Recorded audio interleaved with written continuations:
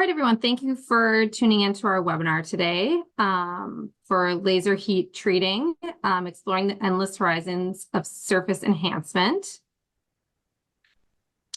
So just a couple things. So we're going to give a 20-minute presentation by Todd Glenna and Kevin Neldner, and then we'll have a 15-minute question and answer at the end. If you have questions along the way, please feel free to submit them at any time, and you can submit them via the Q&A button at the bottom, and we will answer them at the end of the webinar. We are recording this session, so we will send that out after we have completed everything.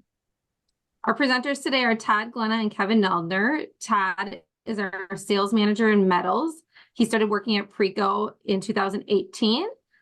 He came from a metal stamping house in the Twin Cities, and he moved into the sales manager role from there. When he's not working, he enjoys hunting, fishing, and riding motorcycles and spending time with his family. Kevin is our vice president of technology. He's been with Preco for over 30 years and has started at Preco as a mechanical engineer and worked his way up from there. When he's not at work, Kevin can be found working on a project or one of his kids' school events. So, Kevin and Todd, go ahead. All right, thanks, Quinn, for the introduction. Let's get started. The majority of laser heat treating that is done in the industry is transformation hardening, and this will be the focus of this presentation. Lasers can also be used for tempering and annealing, but these will not be covered in this presentation. Transformation hardening in its basic form is heating the desired surface red hot and rapidly cooling it to transform the grain structure to martensite. Lasers can temper localized areas to make particular zones more ductile. Annealing can be done with the laser as well, but again, it is only done in localized areas. If you are heat treating today with induction, flame, or electron beam, lasers may be an alternative. Kevin's going to take the next slide. Thank you, Todd, and hello to everyone online. As with any hardening application, you need to have the appropriate material chemistry to achieve the desired results. For example, if there's not enough carbon content, you may not achieve the hardness values desired. Materials that are commonly heat treated with a laser are plain carbon, low alloy, and stainless steel, as well as cast iron. A fine grain structure and uniform carbon distribution work best for laser heat treating, but is not required. There are exceptions to every rule, but some high alloy and tool steels are not well suited for laser hardening. The laser energy in heating is very precise and localized, so it's common for the mass of the material to allow for self-quenching, which can be a significant benefit. So 30 years ago, lasers were somewhat of a novel product, but today they are used in many applications. Examples are laser pointers, eye and cosmetic surgery, barcode readers, construction industry, and many others. Lasers are built with a vast range in power, from tiny little milliwatt lasers to thousands of watts for industrial applications. For heat treating, the lasers are producing a concentrated source of light energy to rapidly heat up a surface. A typical application used in laser heat treating would be 500 to over 10,000 watts. The old way to perform heat treating with a laser was to paint the surface black to increase the absorption rate and use a CO2 laser. Thankfully, the need for paint went away with the advancements in high-power 1-micron lasers. The 1-micron laser absorbs well enough where minimal to no surface preparation is required. The 1-micron lasers are also a lot more energy efficient than the older CO2 and YAG lasers. So here are a couple different examples. So this one here is a Trump disc laser. This one in the middle, that's a rack-mounted laser line diode laser. This one here is also a laser line diode laser, but is in a vertical cabinet. This row of 3 across the bottom, these are all fiber lasers. So this is the IPG, Enlight, and Coherent. Somehow we need to get the light energy from the laser to the work surface, and this is achieved with the fiber optic cable, shown kind of right here. Think of the fiber optic cable as a specialized heavy-duty extension cord going from the laser source to the processing head. There are a variety of processing heads, but the size of a shoebox would give you an approximation. Inside the process head, the laser beam will exit the fiber and then pass through a collimating optic and then through a faceted integrator optic, shown here. The laser beam then exits the process head through a window. From the window, the light energy will then hit the heat treat area at a fixed distance from the output. The working distance can be customized to many different lengths, but a common distance we use is 20 inches from the output of the head. The final shape is commonly a square or rectangle, but other custom shapes are available. In the final usable shape, we want uniform energy distribution across the entire surface. Either the part can move to create the required motion, or the head can move.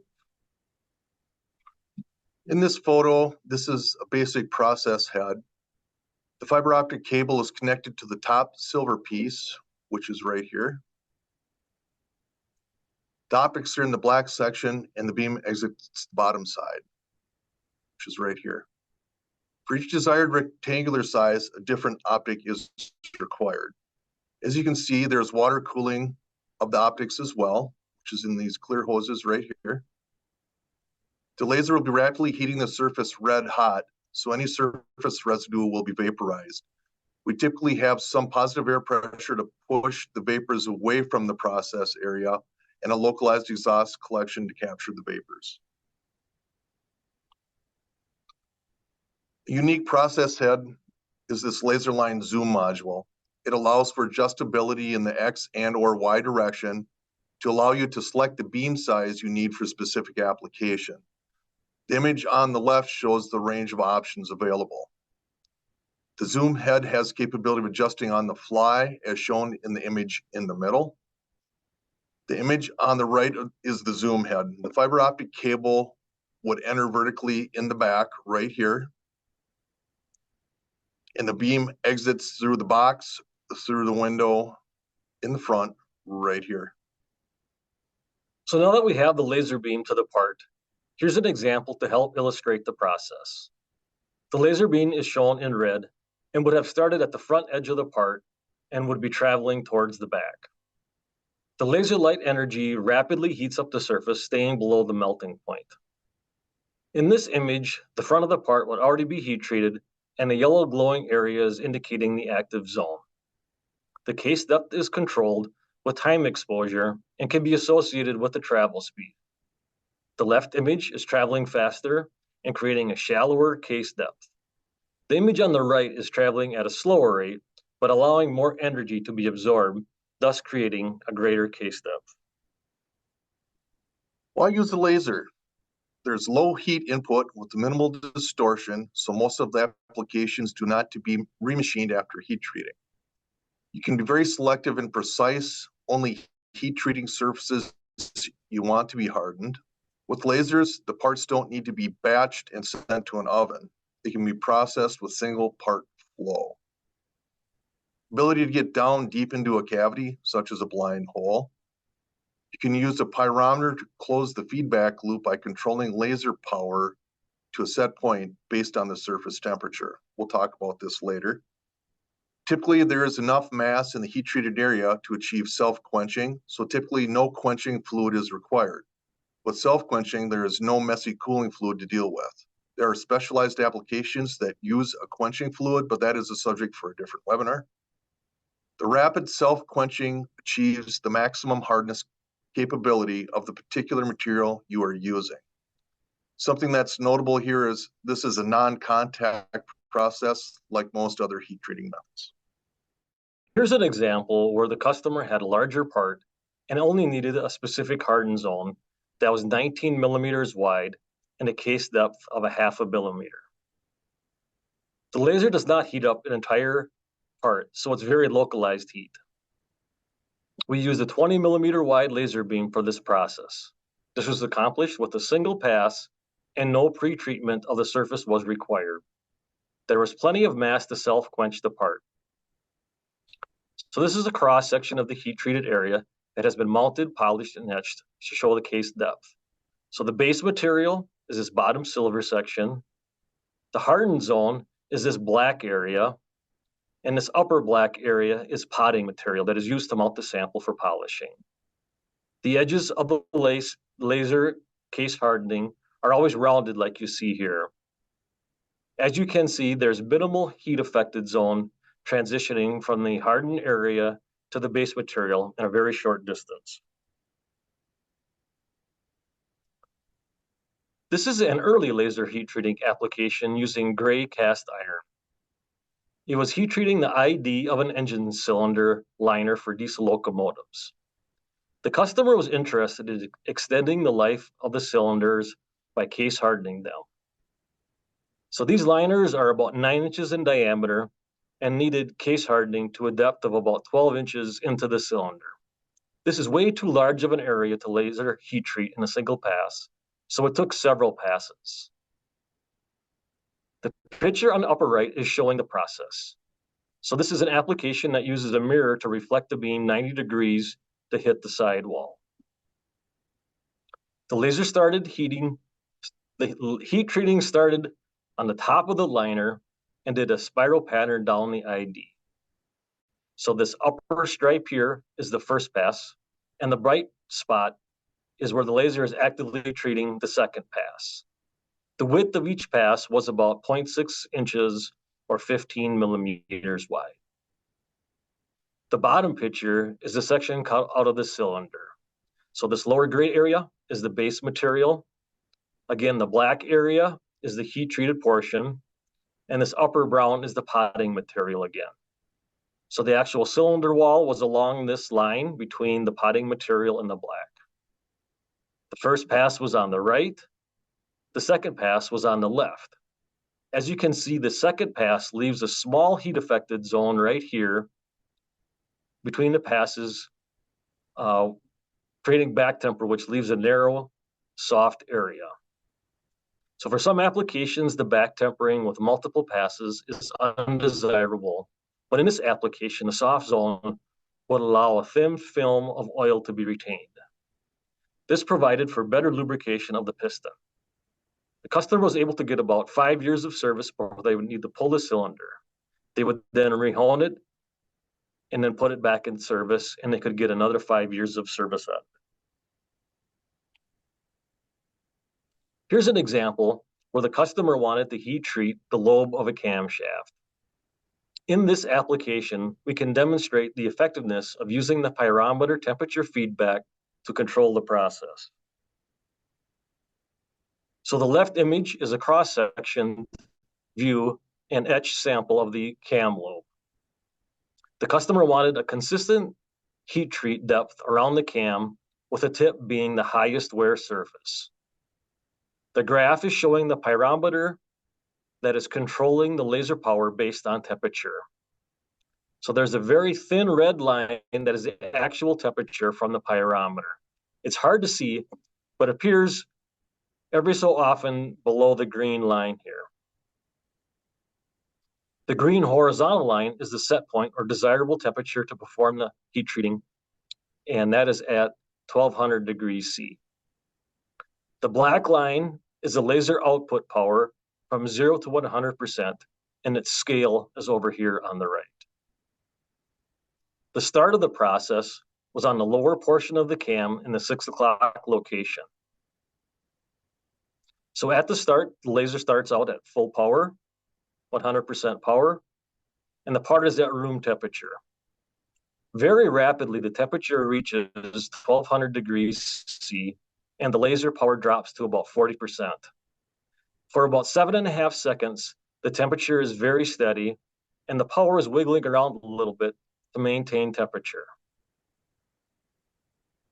When the beam approaches the tip of the lobe, the laser power starts to drop, but the temperature remains very stable throughout this section. If the power didn't drop, the material would have melted. From 7.5 to about 13 seconds, the beam is working around the lobe, and the power is automatically controlled as needed to maintain temperature. Once the laser is past the lobe, the power ramps back up to around 40% at 13 seconds. The power then tapers off a bit as it completes the rotation due to some residual heat from the start of the process. As you can see, the pyrometer is a valuable tool in many heat treating applications. This part is being heat treated on a single side of a tooth. This is by customer request. Here's an example where the customer asked for a precise area to be heat treated. The gear was only driven in one direction and the customer only wanted one side of the tooth to be case hardened. The requirement was the case hardening could not extend into the root and the heat affected area needed to be minimized. Also, no post-heat treat machining was allowed. As you can see, the laser is very selective where it heat treats and what is not affected. There's no heat affected in the root of the tooth. The base material was in the low 30s Rockwell C, and the hardened zone is 56 to 58 Rockwell C. So here's an example of a tool steel that does work well for laser hardening, and this is P20 tool steel. This used about 4,500 watts of power, and the travel speed was 40 inches or 1 meter per minute. This was completed with a single pass.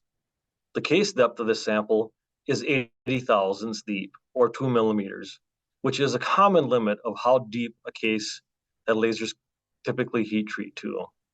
Yes, you can go deeper, but the common range for laser heat treating is 20 to 80 thousandths, or a half to 2 millimeters. This is a specialty application where we started heat treating just the tip of the tooth with a single pass. The customer gave us the challenge to extend the heat treating down both sides of the tooth. The initial trials using 2 passes left a back tempered zone across the ridge of the tooth as shown in this left image.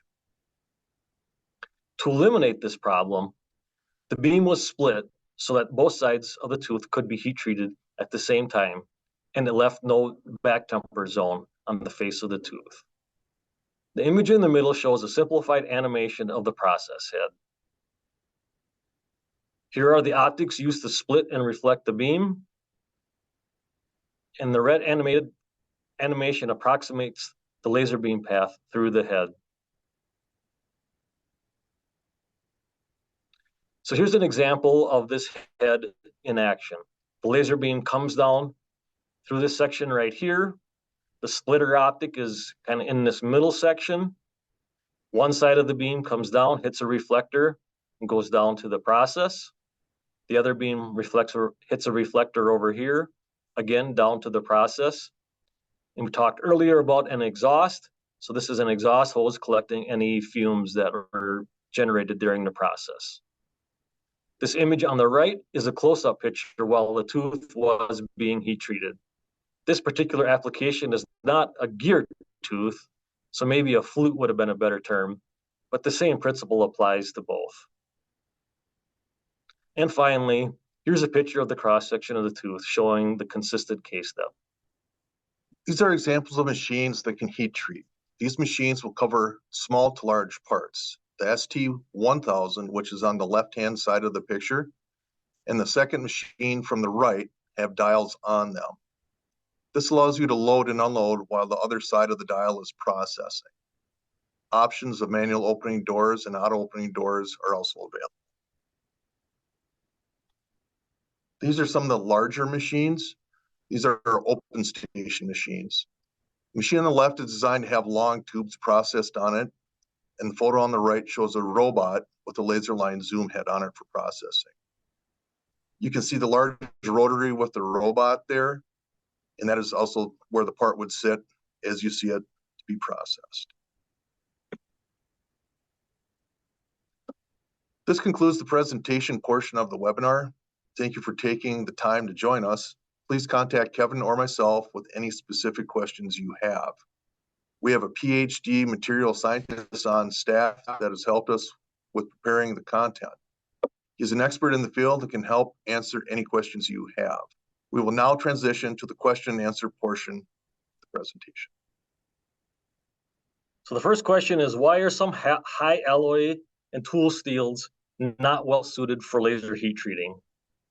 So the answer to that is that they are well suited for other heat treating, but these tools require a longer and more advanced heat cycle. So with laser heat treating, the time is not on our side. It's a very fast cycle, and it's generally too fast to achieve the desired results on some of these high alloy and tool steels. Second question here. How do you determine the hardness of the heat treated area? So there are a variety of different ways to do that. The simplest and easiest is just using a set of scratch files. It's a bit subjective, but it can be used to verify you have hardness. If a part can be brought to a lab, then there's a superficial hardness test that can be done on the heat-treated surface. If the part is too large, a portable rebound tester can be used. And then if you want to do, so those first three are non-destructive. And this final one is if you want to do micro hardness testing and verify the depth, you need the cross section and mount it like you've seen in this presentation. And once you have that done, there are a variety of hardness tests and tools that can be used and different scales to quantify the results. And we have all of these available at our lab at our disposal. Next question. What is required if I want to implement laser heat treating? So first of all, you need an appropriate part design with suitable chemistry that will be conducive for laser heat treating. Then obviously you need the laser equipment, and then kind of those techniques for testing. We need some kind of a quality check. You don't need to have a material scientist, but you need a basic understanding of the heat treat process. Any of these things Preco can help you with. We have plenty of people on staff to help answer those questions. Next question. Has Preco mounted a laser head on a robot for increased application flexibility? Yes, we have. We have done that in several different applications, depending upon the requirements. Are there any other questions? That was shown in a previous slide too, with that rotary underneath it and the blue arm. How can we be sure that everywhere experience the same hardening, quenching temperature thermal profile? So certainly, if there is a varying mass or varying speed, that is where we use the pyrometer feedback to control and verify and control temperature. Anything else, Gwen? Otherwise, that will... Nope, if there's no more questions, we will conclude the webinar. We will get this put together and send it out for everyone. So you can look at it if you'd like to this week yet. And if you have any questions that you want to send over to our team to answer, we have Todd and Kevin's emails on there. Feel free to reach out to either of them with any questions you guys have. So thank you, Todd and Kevin, for giving the webinar, and thank you everyone for joining us.